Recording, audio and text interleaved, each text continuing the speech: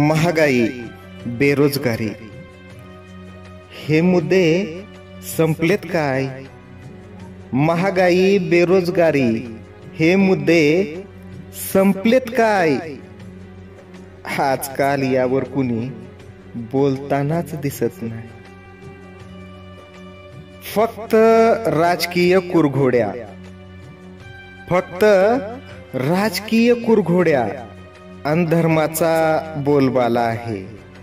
या द्वेषमूलक चर्चांनी तर मेंदू सुन्न झाला आहे. राजकारणाचा स्तर पार रसा तळाला गेलाय. राजकारणाचा स्तर पार रसा तळाला गेलाय.